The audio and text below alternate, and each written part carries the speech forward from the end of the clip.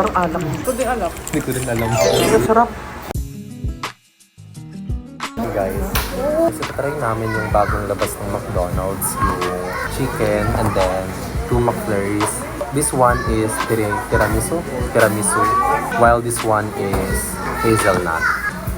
You can see the difference because the hazelnut is color chocolate while tiramisu color brown. Pinili ko is Thai part. Baka bago na. Siyempre, tinikman namin to baka maparami yung kanin. We bought rice. Iba din yung lasa ng soft drinks. Hindi siya Coke Zero. Ito-check na lang namin tapos sabihin ko na lang din sa labas. Kain kuya. Parang masarap. Itong tagal ko na nag-crave sa alak. Ngayon lang ako ulit kumain ng fast food. Gusto ko sa mga chicken, yung may mga ganitong sauce, yung naka-ano na siya, naka-dip na. Patikim. Wow. Katulad sa 24 chicken. Hindi ako nasasarap sa 24 chicken talaga. Patikim. Pero masarap.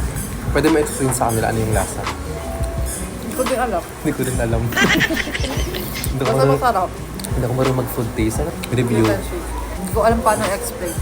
Pero masarap siya, te. Yeah, all we can do is mukbang lang. Hindi ka marunong mag-food review. Ayun, food review nga. Taste test. Hindi ko bet ng beans. Ay, hindi siya Thai part. Beans. Alam ko na yung lasa niya. Ano? Inan mo siya. Ano ang tawag doon? Marinate. Before mo siya Hindi i-ihaw. Yun yung lasa niya. Para siya nakamarinate lang. Magkano ito? 109? Kanya is... Oo, kasi ang tagal ko nag-trade gun talaga ito. Ito ko naman ito. Akala ko ba di ka nag-rice? Huwag naman sobrang dami. Hindi ako na iba. Oo, nag-rice. Parang alak. Tama nga na bumili ako kasi mo naman yung chicken bucket. So tikman na namin yung dalawang McFlurry. Baka matunaw na. Kain kami na kain. Matagal kami kumain. Check mo ba? May aftertaste talaga yung drinks.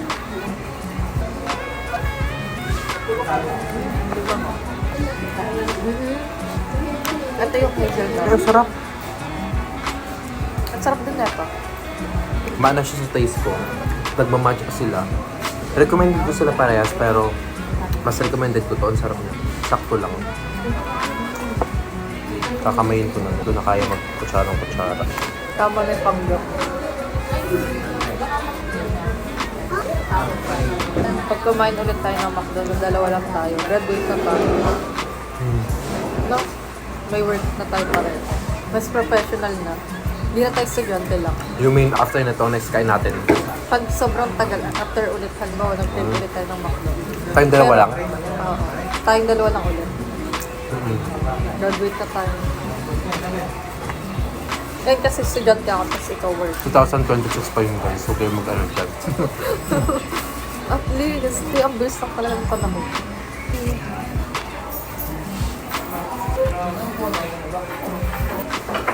Try mo nga tingin mo lang sa Sarah.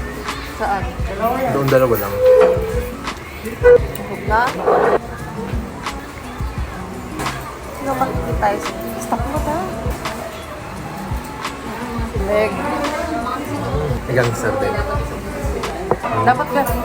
Stop kang Oo. Ganun nga tayo ngayon. Kasi yan probable yung pag-post ko sa TikTok. Okay.